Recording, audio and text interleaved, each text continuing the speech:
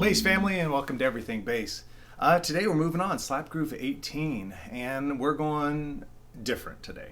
And hopefully, I really have hopes for this. I was just playing the pattern for you, and if it sounded a little different, it's because that is in 15/16 time. That means there's 15 16th notes per measure. And that's why I had a little lilt. So I played the pattern earlier. Let me give you a little understanding of why I created this. For the time I was in a band and we were recording in Los Angeles, trying to, it was an original band, and we were trying to come up with new sounds and new grooves. And it was so funny. I can't remember who gave it to me, but someone gave me a little LA Dodgers wind-up ball, and had a little. It was a baseball with a baseball cap on, had two little feet. You'd wind it up, set it down, and it would walk.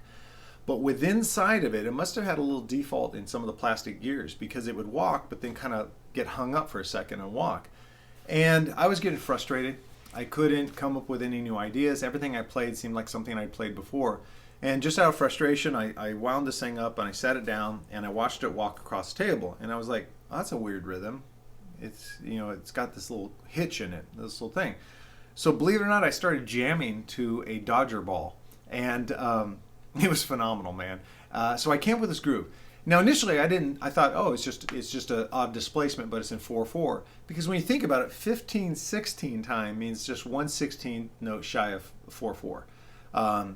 And so I started kind of writing it out. And this is where I'm not going to go into a big push here, but I really do recommend for any musician, a hobbyist, someone who doesn't even want to be professional, they're just doing it for fun, to still learn how to read music and write actual music, because sometimes it allows you to be your own teacher. And in this case, I was my own teacher.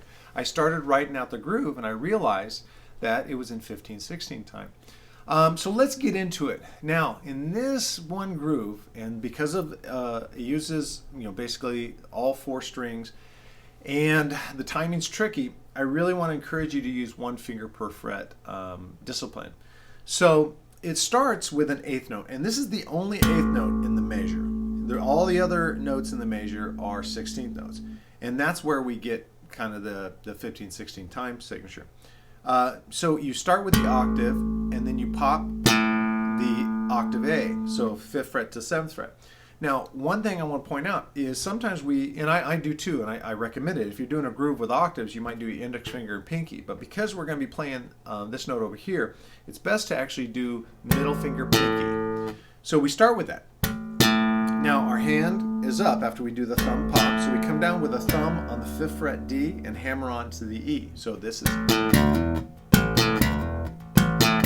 like that. Okay?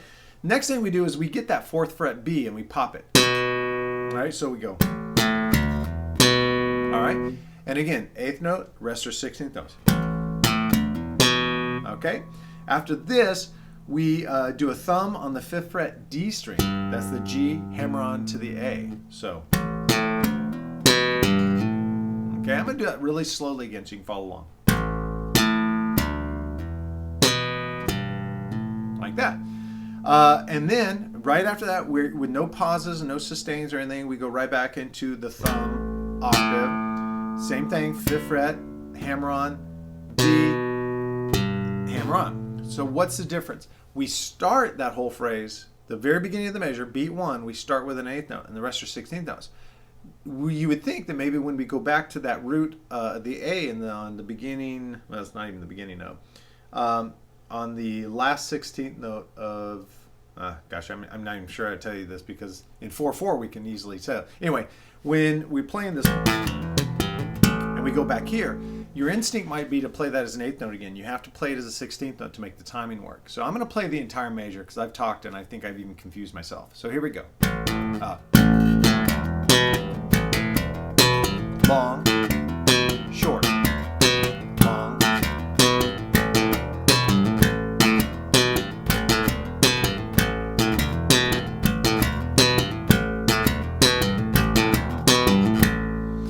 What I liked most about this is it was so different. My mechanics, my hand shape, the fingers I was using, the patterns, the thumbing hammer-ons I was putting, I'd never put together like this before. A time signature I'd never used before. And this kind of was a cascade that created a whole bunch of new ideas that followed.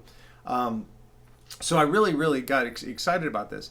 Now, full disclosure, the band rejected the song, and they're probably right. It really didn't fit, the style of music we were playing. But nonetheless, it really opened up a whole new style of slap for me.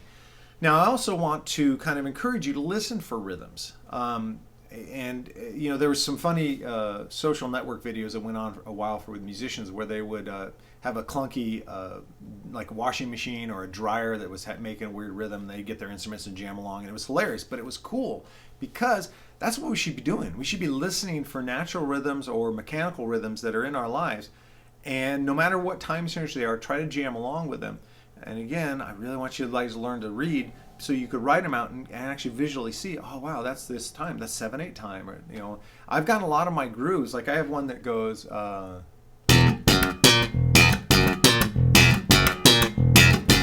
which came from listening to a machine and hearing it do this kind of rhythm and counting it out, going home, picking up my bass and playing along. So there's a world of inspirations if you feel like you're trapped in a box. But just listen for rhythms, jam along with them, and it's pretty awesome, man. It's really great. You'll find new things every time you do this exercise. Okay, we're moving on. We are doing a great encore item, and I hope. There's bass players that are important to me, and I want to make sure that young players coming up today know those who came before them and those who broke down barriers and defined genres. And this is definitely one of these gentlemen from Level 42, from the 1987 album Running in the Family, the amazing bassist Mark King and vocalist Mark King. Man, Mark came on the scene, at least in America. I understand talking to some of my friends in England that more people were aware of Level 42, but really this album broke them in the States. And man, bass players, we got excited because here was this, pop music with incredible bass playing. A guy with a whole different style of slap. It was very, at times, very sequencing, almost like he had a keyboard sequence going, but he had this cool rhythm. Amazing soloist. His live shows, his solos, really drew attention, and we all talked about him when we went and saw him. But yeah, Mark has a really great way of taking a commercially attractive song that appeals to the masses, which is really great vocal harmonies, but creating bass lines that how can I say it, stood out without distracting. And that's an amazing thing.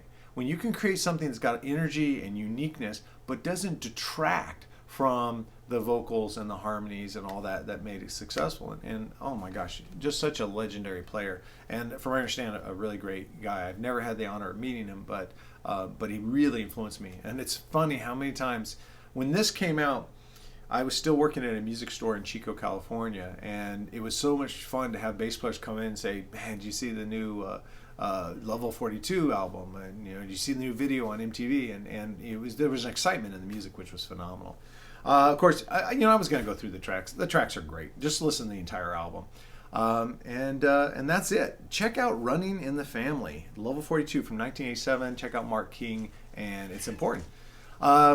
All right, guys, Slap Groove 18, Encore Item, Level 42. Check both out. Let me know what you think. Please subscribe to the channel. It just takes a moment, but it really helps me grow the channel. And of course, if you could share it with other bass players, and there's a link in the description below if you want to hook up. Pismo says hi. Hook up to the Patreon account, be able to download all the sheet music and be able to get WAV files to jam along to. All that stuff is available for a very low monthly fee. All right, well, there you have it. We are going to continue on with Slap Grooves in the future. Let me know if you have any questions, please, in the comments below.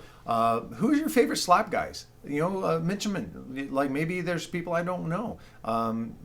Share your favorite slap recordings. Anything that you want to do that could just enrich all of us. So we are a collective. We're sharing together. I happen to be in front of the camera, but you guys have a voice too. Thank you so much, and I will see you at the next video.